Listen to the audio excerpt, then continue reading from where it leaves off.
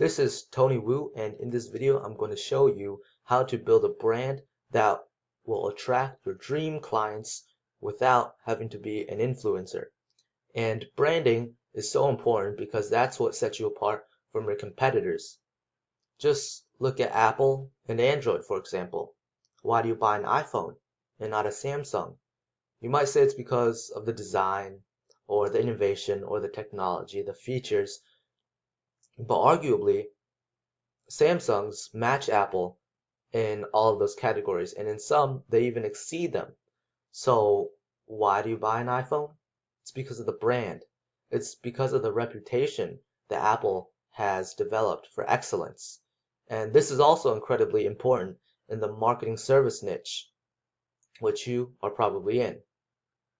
It's because so many businesses are selling the same service or slight variations on each service, and you might be a lot better than your competitors, but how are your clients supposed to know that? You need to develop a brand to increase their trust in you, to attract your dream clients. Think of all of the best digital marketers. Maybe you're thinking of Sabri Subi, Russell Brunson, Alex Hormozi. What do they all have in common? They have a brand, a personal brand.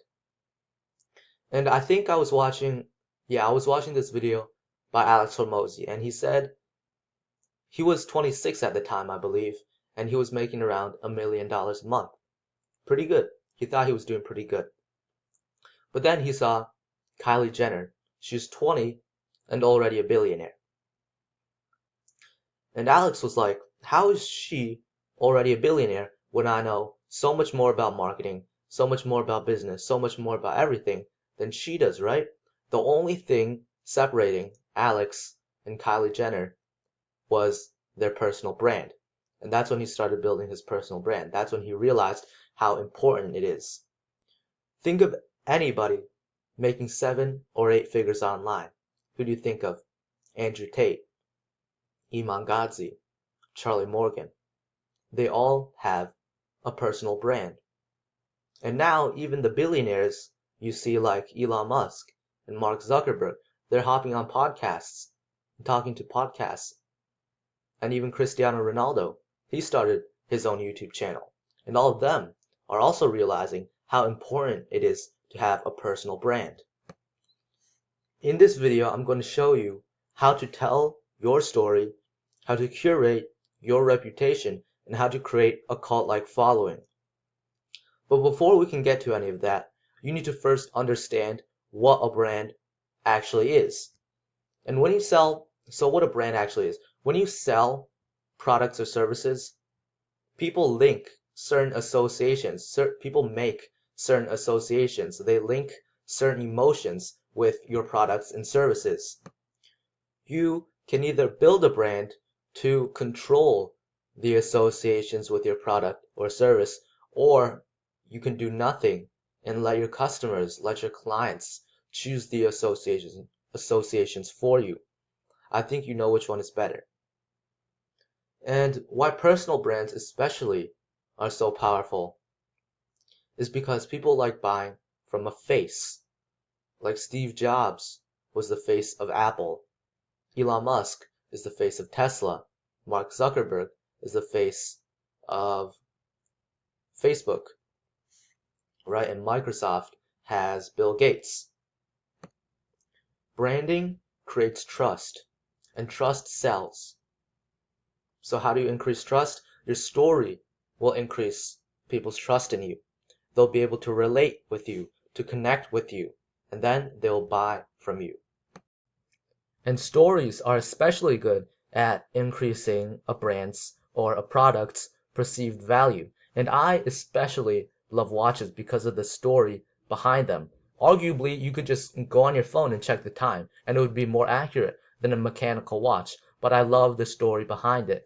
Like Rolex, for example. Think of the people that wear Rolex and the stories associated with how it was founded. It was first issued to British military personnel before it became a luxury brand. And the watch that I have here, a Vostok Amphibia, this was issued to Russian divers because they didn't want to outsource their watchmaking to the West, so they made this, and it has some really cool features in it. The best type of story you can tell for your personal brand specifically is the epiphany story. So you'll have, let's say this is your customer, and your customer has an obstacle and they want to achieve this goal to get over the obstacle, get over the problem, solve the problem, right? And with this story, what you want to do is you want to show that you've been through the exact same situations. You know their problems better than anybody else, and that's why you're qualified to actually solve their problems. Like, imagine you were on the same side of the mountain as them. Then would they trust you more if you were on the same side of the mountain, or if you've already overcame the obstacles, if you've already achieved the desired results? If you're on this side, then you're more qualified to solve their problems, to help them overcome their problems. So first off, you want to start by explaining how you are in their shoes. You are in their exact situation, and you want to make them be able to relate to you. You want to talk about how you experienced the same struggles as they did. And you also want to talk about the frustrations you had with the competition. How you tried this, you tried that, nothing worked, right? You have a big problem and there's no solution. But then you had an epiphany moment. An epiphany moment. And that is when you realize something that nobody else realized, that your competitors didn't realize, that allowed you to overcome this obstacle faster and easier. And this epiphany moment is going to be part of the unique solution that you provide. And I actually use this type of story a lot as well. I often talk about how I started my current agency. It's because when I was running my last agency, helping home improvement businesses, I saw everybody selling retainers. Everybody was doing the retainer model because that's what everybody else told them to do. But then when you break it down to first principles, it doesn't really make sense because at the start, in the first month, the agencies are doing this much work. They're setting up the campaigns, they're doing ad creatives, they're doing emails, they're making websites, things like that. But in the next month, they drop off. The work they do does drop off dramatically because now they're already done making the campaigns, the ad creatives, all of that. And now they're just doing some optimization, they're doing some tweaks here and there. So now their clients are paying for a whole lot of nothing. So guess what? They're going to cancel. And that's why a lot of these agencies have a really high churn rate. Every 2 or 3 months, their clients churn, maybe even worse than that. And what we realized is that instead of trying to lock them into a rigid contract, 3 months or 6 months, we want to do it faster, do it under 30 days, implement everything for them under 30 days because we realize that speed is valuable. That's the epiphany moment. We realize that we shouldn't do a retainer model. Instead, we do a one-time fee and get paid for implementing the system. And if it takes us 1 week to implement the system, then we get paid $10,000 for 1 week. And if it takes us a month, then we get paid $10,000 for a month. And like that, how we covered in the leverage video, once the amount you get paid is detached from the time you spend on it, you can figure out how to make it faster, and that's how you gain leverage. And on top of that, we also saw how most of these businesses, most of these agencies were doing done for you services because I think they were afraid that if they taught their clients how to run these systems, that they would have no need for them anymore. But also what we realized, our epiphany moment, is that instead of doing what everybody else did, what everybody else believed was true, we realized that teaching a man to fish was more valuable than just giving a man to fish. So instead of only implementing our system for them, we also taught them how to constantly optimize it, how to tweak it, and how to make decisions in their business that actually resulted in positive returns, right? We taught them our decision-making process.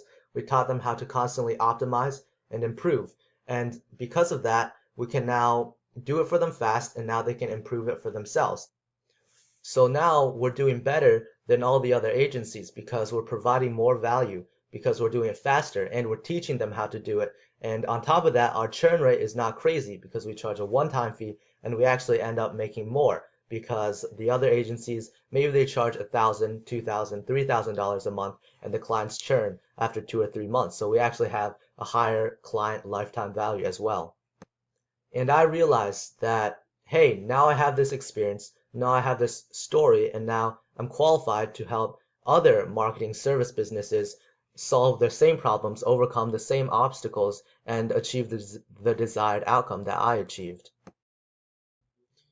You might think that you don't have a story to tell, but I promise you, if you had at least 1 year of business experience, which I'm sure you do, then you have a great story to tell. You need to go back and look at all of the experiences you've had and all of the problems you've solved, and I promise you, you'll come up with a great story. But that doesn't mean you should lie or try to make up a story and put on a mask or a persona so because you think you can sell more or because you think you'll get more clients. In reality, your customers, your clients will be able to sense that you're not being authentic, and it will actually cause you to make less money, make less sales. This whole thing about storytelling is to increase your customers' trust, your clients' trust in you, and not being authentic will decrease all the hard work that you've put in. And Harvard Business Review, I got this from Harvard Business Review. This is something called the trust triangle. There are really three components to trust. This is trust triangle with trust in the middle, okay?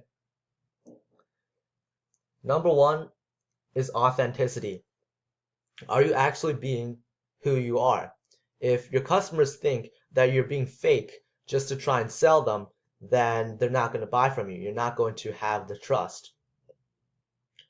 The second thing,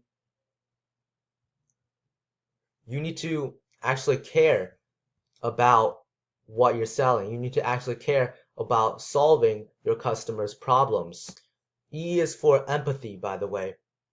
And you actually have to have a strong conviction that you believe that what you're selling actually has the ability to help your customers, because your customers, your clients, will pick up on that and they'll trust you more. The third and final thing is logic. This is the easiest one to nail. What you're saying actually has to make sense, because if you promise them something crazy, then of course they're not going to believe you, they're not going to trust you.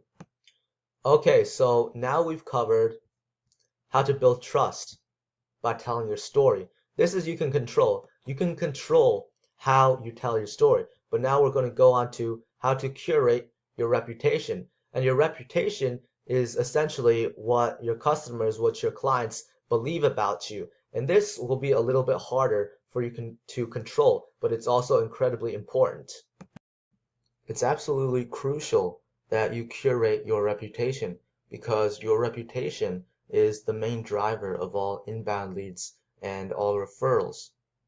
And we know that leads that come inbound or leads that are referred by people they know, by your customers, are 100 times better than leads you got by doing a little bit of cold outreach. And your reputation will impact all aspects of your marketing. It will multiply your efforts because all of your campaigns, all of your landing pages, all of that will convert better because you have a great reputation. And back when I worked with home improvement businesses, I noticed something really crazy. Sometimes there's businesses making 6 figures every month just based on their reputation alone, just from referrals alone. And sure, maybe they have a couple print ads or maybe they have a little bit of social media, but 90% of their business that makes them 6 figures a month comes from their reputation, comes from referrals. And that's why curating your reputation is so incredibly important. And one of the biggest things that destroys your reputation the quickest is asking to buy way too much, way too early on. And this is what a lot of you do in cold outreach. You waste their time, you send them a cold email, you send them a cold DM, and you ask them to buy or you ask them to book a call straight away without giving any value up front. And a good fix to this is the 911 formula. You want to give 9 pieces of value and then one personal thing to maybe personalize your outreach or tell something about yourself so they actually connect with you, going back to the authenticity we just talked about. And then you ask them to buy one time. And you want to give as much value as possible so you can ask to buy more. And once you ask to buy more, you will make more money. But if you only increase the amount that you ask to buy, then you will make less money. Because again, going back up here, they will think that you care about them less. It will decrease the empathy. They will think that you just want to make the sale, and it will decrease the empathy, right? So you need the value, you need to be yourself, authenticity again, personal, and you need to ask to buy. When you're giving value, and if the value you're giving is actually valuable, what you're doing is you're increasing demand for your product and service. And when you're asking, what you're doing is you're increasing supply for your product or service. And what you want to do is you always want to have more business than you know what to do with. And if you provide 9 pieces of value and ask only once, then you will have 9 times more demand than supply. And when that happens, you can charge a lot more than your competitors. You can have a lot higher profit margin than your competitors. And then you can reinvest that profit into making your thing even more valuable. You can reinvest into giving out more value. And that is how you separate yourself from your competitors. That's the main thing here. You want to develop a reputation for giving out incredible amounts of value and doing exactly what you say you're going to do. That's the main thing every brand should develop, but each brand should also have their own unique traits, and you should have your own unique personality, going back to authenticity, right? For example, you have Elon Musk, who's known for his big vision for the future, his hope to have a brighter future for humanity, and his incredible appetite for risk taking. And these traits, these personality traits, this part of his reputation really separates him from other billionaires who might be more safe, like Warren Buffett or people like them. Just try and be yourself. Try to talk like nobody's around. And when you do that for a long enough period of time, you'll notice certain traits of yourself coming out more. And when you see these traits coming out more, you want to display these traits consistently. And once you do that, that will become part of your brand, part of your reputation. And one thing that I don't hear a lot of people talking about when they're talking about personal brand is your verbal brand.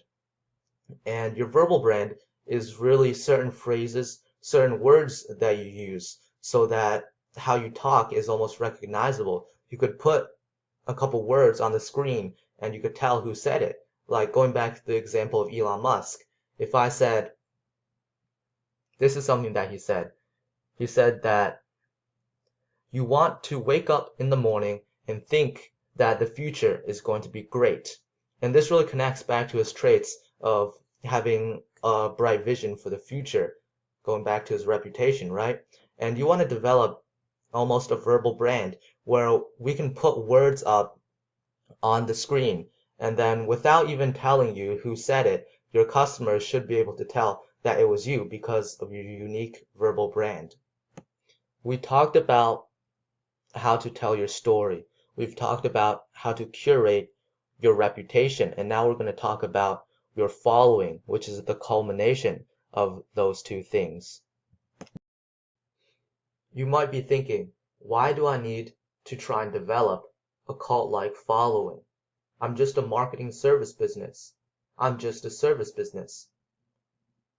But if you develop a cult-like following, which just differs from a normal audience, from a normal following, because the audience, this type of audience, they are there not only for what you sell, not only for the value you can provide, but they're there for your mission and who you actually are.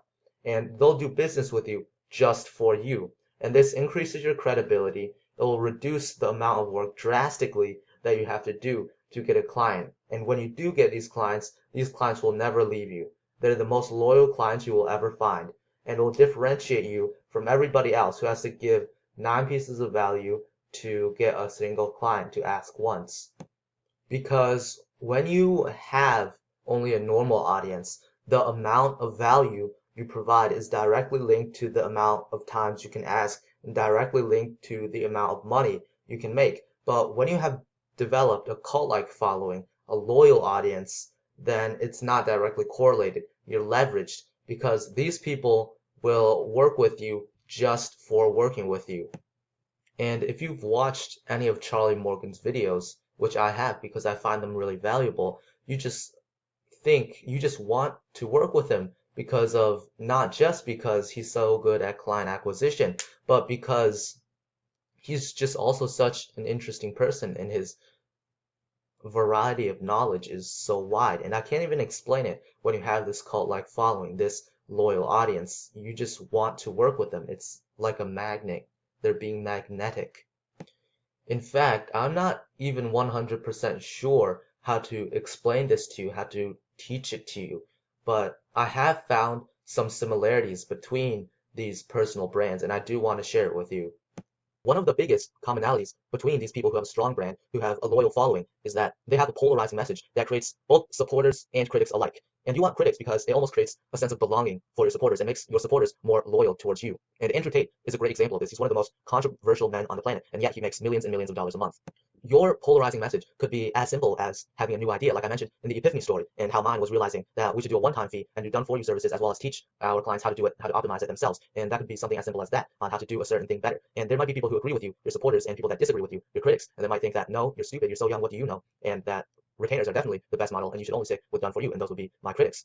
And once you develop this brand, this story, this reputation, once you've developed this cult-like following, that is the biggest asset you can ever have. Your audience, your following is the biggest asset you can ever have, especially if they're there not only for the value you provide, but also there for who you actually are. And this type of audience will stay with you no matter what you pivot and how you pivot in your business, what else you decide to do. Like Alex Hormozi, he started his brand when he was doing gym launch, right? And the brand stayed with him and multiplied all his marketing efforts, all his business efforts throughout the years when he launched gym launch, when he's selling his books, and now when he's running acquisition.com, right? I do plan on making a branding framework, and that should be in the description. But for now, if you tell your story, if you curate your reputation, and if you develop an audience that is there not only for the value you provide, but for who you are, who you actually are, I promise you, you will start to attract your dream clients.